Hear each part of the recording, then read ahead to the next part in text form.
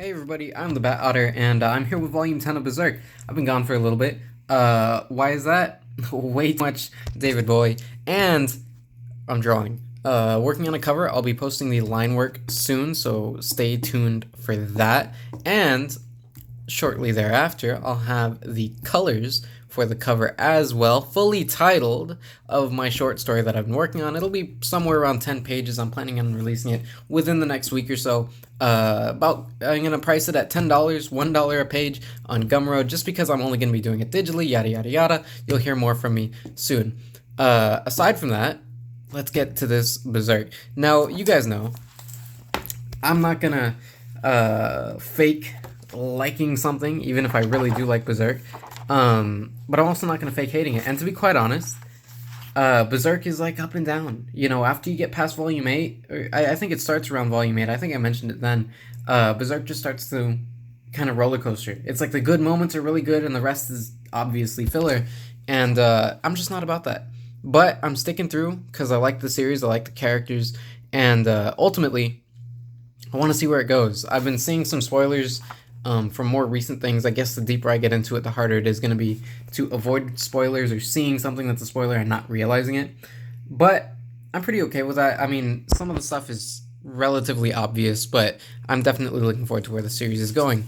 So this one starts off, if you don't remember, with Shierk and Berserk Guts on a beach. And it's just this nice emotional scene between these two characters who are clearly developing a very comfortable relationship with one another. And if I'm being honest, it's such a there are so many sweet, genuine moments in this series where two characters who are very rough and tough, or maybe a comedy relief character, have so much depth. Like in this scene here, where she's talking about how she never has seen the ocean, and Guts is talking about, you know, it feels like you'll get sucked to the bottom of the pitch black wells. And I mean, once again, broken record here, Miura is incredible at creating different environments and settings in his stories that really convey the emotion that he's going for. And here we're greeted with Skull Knight saying, "You lose taste, shivering plagues the fingertips." And it's obvious that Skull Knight has donned the armor before. I believe it was mentioned.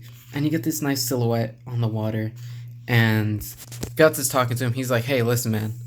I'm not going to lose control again. You can count on me. I'm all good." And Skull Knight is as indifferent as always, bringing up the Band of the Hawk. Guts, just after saying he's never going to lose it again, almost goes crazy. Shierk stops him just short. But we see that even as Guts is separating himself and distancing himself from the events of the past, they keep on coming back to haunt him.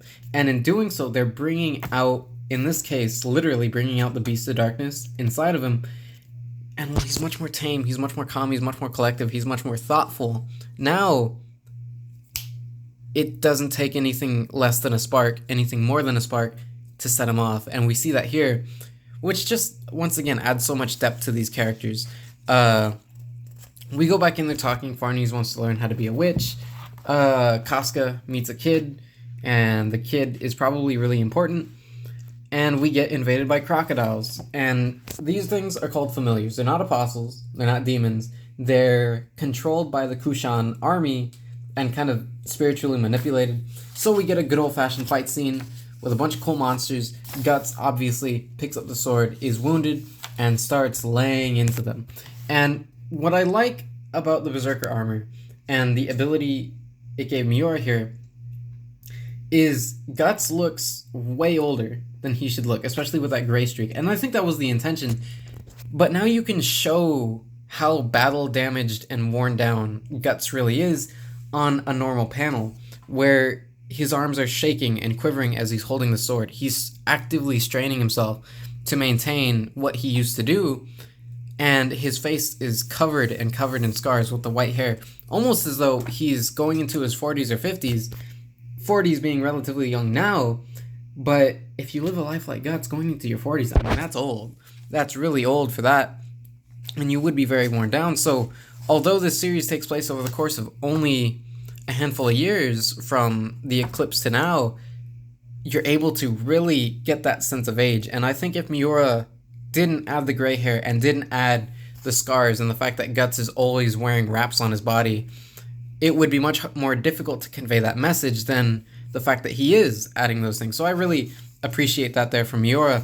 And as we can see, the Beast of Darkness is excited by blood. The more Guts bleeds, the more blood gets onto Guts, the more the Beast just wants to come out. And while Guts is fighting, and obviously he's being helped by Serpico growing as a character as well, we get more and more of what the Beast of Darkness does, and it all culminates with this giant sea monster, which is really cool. It's larger than life. I love the fact that Miura is able to experiment and play with all these different creatures and monsters in the manga, and make them all apply to the story. I mean, the amount of depth that he can get out of just black and white is nothing short of incredible. So obviously this guy's a little bit too big to handle, right? Guts has to really, really pull things out here. And in doing so, the more battle-worn and the more tattered Guts gets in the midst of the fight, the more you can see he's struggling, that illustrated by these gray tones and the cross-hatched face, to keep himself under control, to not lose control like he told Skull Knight he would. And that all culminates in him hesitating for just a split second whenever he tastes the blood. And in that split second, he gets pistol whipped across the beach, slammed into a wall, and his friends are put in danger as he's bleeding. He's already injured from the armor. He's not fully recovered. He's exhausted. He's tired. He's weak. And he sees Isidro, and this is a cool seed that they plant here, where whenever he gets thrown back against that wall, Isidro immediately throws a rock at the beast. In doing so, attracts him. Serpico is holding the poor kid back. And what we start to learn about characters like Isidro in little moments like this, by the way, really awesome shot there, is Isidro is very much a kid. He's a thief. He was kind of living on his own, very rebellious, but the more and more we get to know this character, and the more that Guts is thrown into situations that he was so used to in the past, and is now being hurt by those situations, the more we see that Isidro really is just a kid in this environment. He wants to be a swordsman, and he likes the legend, but the reality, or in this case, the reality in the fiction, is it's not for him. So whenever the threat of the beast going after Casca and the gang overwhelms Guts, and the blood overwhelms him, he becomes the beast, and we get greeted by these panels. Now, one thing that is cool about the beast, and the way that Miura illustrates him in the Berserker armor, is the change in his fighting style. Obviously he can do more, but you'll notice that he fights with much less caution, with much less precision, and really does go all in and use nothing but brute force to attack the enemies, the monsters, whatever they may be. And you'll notice that with a lot of the spinning strikes, a lot of the more unorthodox poses that Guts ends up in with a lot of the squatting and the very animalistic nature of the way that he fights, where the body itself almost contorts in a way. And here he cuts into the monster and he comes out on top of him with a massive swing of the sword, penetrates him, and comes out on top in a waterfall of blood. And this is one of the most beautifully rendered pages I've ever seen for this armor, where you can in fact tell the difference between the blood, the black armor, and the motion lines. Everything, it's so rugged. It's what I described in the first volume is just being so metal. And here we have him slashing, hacking, absolutely destroying that thing. Unfortunately, he loses control, right? Starts going after all the crocodiles. I mean, he's mutilating these guys, piling up their bodies, and he is turned into an absolute animal. And Serpico is worried, hey, wait a minute, is he going to see us as foes? Look at those bodies. All this carnage that he's creating, just because he let it out, and the eerie smile almost that you get from the monster. And what I think is really cool, and adds to Serpico's character a lot, here is whenever Guts starts approaching his friends, the group, Serpico, with almost no hesitation, gets right in front, ready to square off with somebody he knows can probably beat him, very quickly, but he's willing to put himself in the heart. I like that about Serpico. I like Farnese and Serpico whenever they get their moments to shine in this story. Obviously, Guts is stopped by Deus Ex Machina, which is more than likely the Moonchild that we saw earlier that ends up leaving and overseeing the thing from the top. And Guts is obviously visibly upset from losing control, covered in blood.